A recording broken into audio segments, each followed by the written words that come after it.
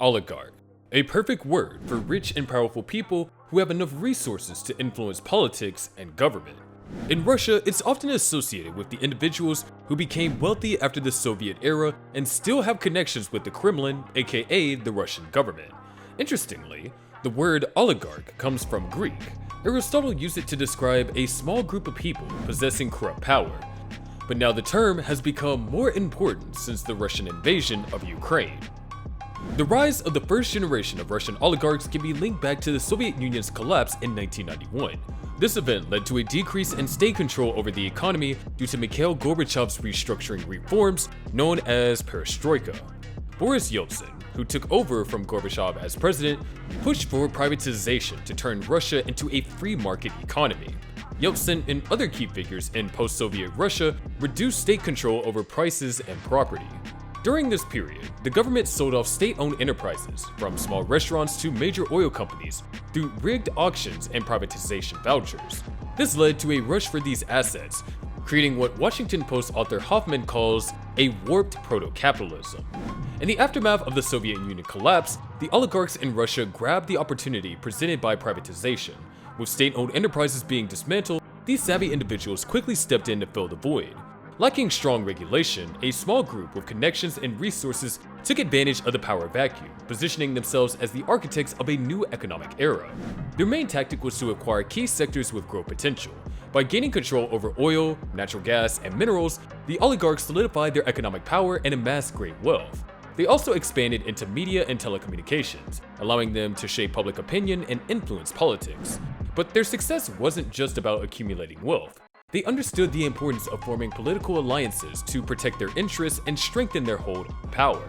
In one instance, Roman Abramovich bought the state-owned oil company Sibneft for $250 million in 1995 and sold it back to the government for $13 billion a decade later.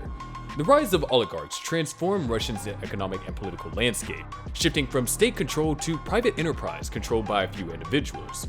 While they become symbols of power and privilege, their connection of wealth sparked criticism of undermining equality and fairness.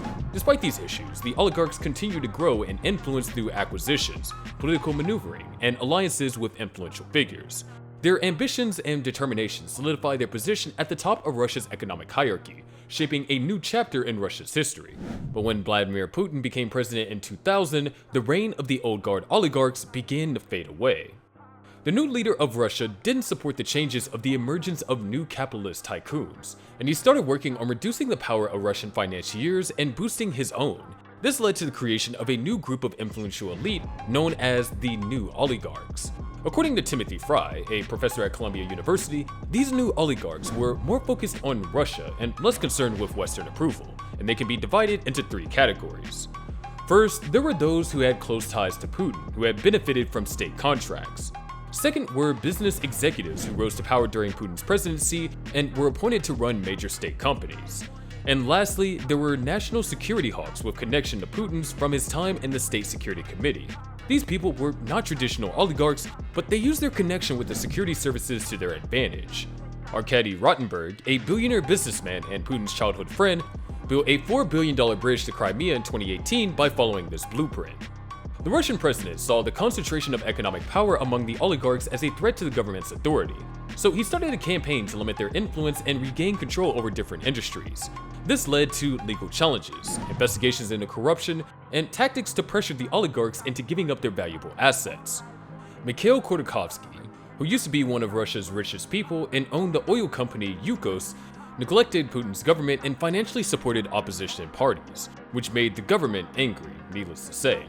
In 2003, he was arrested and charged with fraud and tax evasion. His oil company Yukos was taken apart through legal tricks, and Mikhail was imprisoned for 10 years. But Mikhail's not the only one who went through this. Boris Berezovsky, another oligarch and media mogul, also found himself in conflict with Putin. Under increasing pressure from the government, he fled Russia to seek refuge in the United Kingdom. But his mysterious death in 2013 led to multiple conspiracy theories. On the other hand, oligarchs who supported Putin had good relations with the government, were thriving with success. Roman Abramovich, who used to own Chelsea's football club, merged his business ventures with political connections and solidified his position as a supreme player in both fields. Abramovich's loyalty to Putin was rewarded with personal benefits, allowing him to grow his wealth and influence over others. For oligarchs, it's all about living large, going over the top, and treating themselves to whatever they want. They got their own private jets, yachts, and helicopters, and they got mansions all over the place that are more luxurious than you can even imagine. They got a whole army of people waiting on them hand and foot, from chefs to masseuses to people who even tie their shoes for them.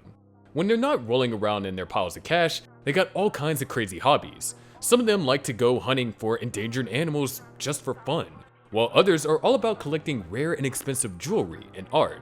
And of course, let's not forget about their well-known parties, where they rub elbows with the biggest celebrities, dressed to the nines in designer clothes and dripping with diamonds. However, don't let their fancy appearance fool you. Being a Russian oligarch isn't just a walk in the park. They have to constantly watch their backs to avoid being poisoned by their enemies or ending up in jail. It's like a never-ending game of hide and seek, and they always have to stay on high alert to stay ahead. Let's take a look at Alisher Usmanov. Russians know him as one of Putin's favorite rich guys. Usmanov used to be the richest man in Russia until 2015, and now owns a big chunk of Megfon, the second largest phone network in the country, as well as Metalo Invest, a huge iron and steel company. But what most people don't know is that Usmanov also played a role in Facebook's success. Back in 2009, when Zuckerberg's company was struggling to get funding after the financial crisis, Usmanov stepped in and invested over $900 million. At one point, he even owned 10% of the company. He eventually sold his stake in 2014 and made billions. He also invested in other tech firms like Apple, Twitter, LinkedIn, Groupon, and Zynga. However, recently, Usmanov got hit with sanctions and had a $600 million mega yacht seized by German authorities. The US government also added him to their sanctions list, but despite all this, he still has a private Airbus A340 worth $200 million. When the Russian army entered Ukraine in February 2022, the lifestyles of Russia's wealthiest men was suddenly disrupted. Some were shurned internally, and they had to sell their beloved sports clubs and had their glamorous mansions taken away.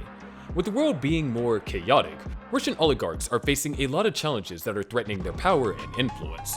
The tensions between Russia and the West have led to sanctions that are messing up financial gains for these rich folks. The European Commission's Priest and Seas task force is cracking down on Russia and Belarusian oligarchs by freezing and taking their assets. This is making it hard for them to do business globally. The task force is teaming up with other countries to make sure that these oligarchs pay for their actions. By targeting their assets and financial networks, international authorities are trying to weaken the influence of oligarchs and hurt Putin's regime. The sanctions are meant to show that causing trouble won't be tolerated. Yevgeny Prigozhin's story is a prime example of this. Prigozhin started off by selling hot dogs after getting out of prison for robbery. Apparently, his hot dog business was a huge success, and before you know it, he was opening up different restaurants where even Russia's leader would dine.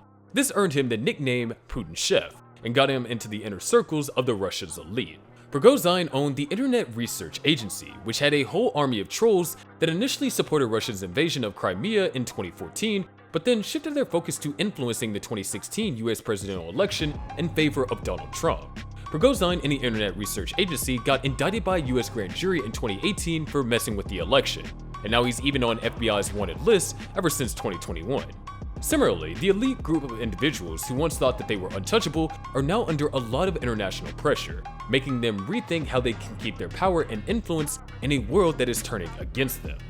Now, when we wonder about these rich dudes, it's pretty obvious that they're not as powerful as they used to be, especially with international sanctions in place. The government is keeping a close eye on them, making them think twice about how much influence they have. Some are trying to get the sanctions lifted and work with the opposition to change things, but their connections to Putin makes it tough to make any big changes. In the end, they have two options: either stay loyal to the Russian government or be prepared to face strong consequences. Now, you know the power of Russian oligarchs, but do you know about the richest Arab families in the world? Be sure to watch this video to find out.